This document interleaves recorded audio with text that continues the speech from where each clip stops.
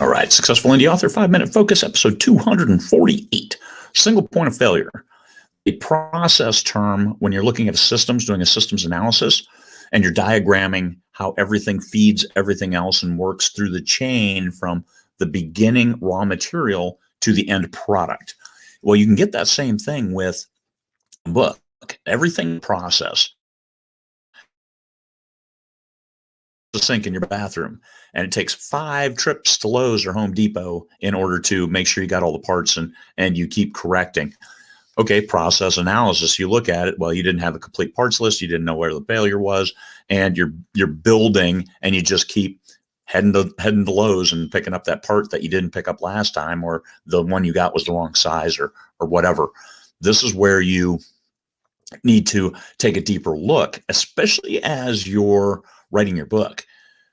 What are the points where you might have a single point of failure? This is a bottleneck. Everybody's been at work, and hey, Bob is shipping.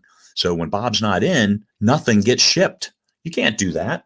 Looks like internet's slow. Let me cut out the camera. Hey, I'm still here. Okay. Bob's not in. We can't do anything until Bob gets back to work. That is a single point of failure. And when you're writing your book, is it your cover? Have you strapped everything you have to this one artist and this one cover, and they missed their first deadline, then they missed their second deadline. Now you're up against a hard point. That is a single point of failure.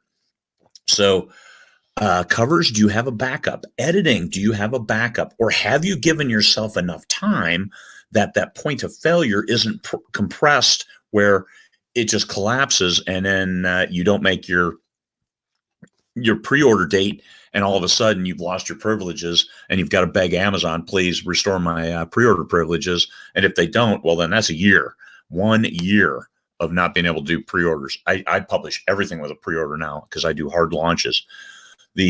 So covers, editing, this is where you get yourself time. You got to get those covers done ahead of time. And if you get them last minute, well, then you've got to give yourself time in case you have that failure with the cover not being ready in time. And there's all kinds of reasons. I'm not pointing fingers saying, failure is bad. Just you have to plan for it.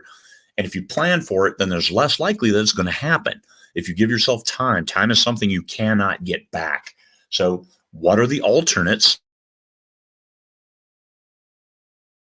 If your editor goes belly up. Well, I talked to a sci-fi author a couple days ago here in Fairbanks, and his editor passed away, and he was left hanging. And the worst thing was he never got that last feedback on, did the editor like this book or not? Because they had some conversations about it, and not necessarily a single point of failure, but it set him back a long time because he had a 10-year relationship with this editor, and all of a sudden he's got to find a new one. So do you have alternates? So I alternate. I have multiple editors that I use. I have multiple cover artists that I work with.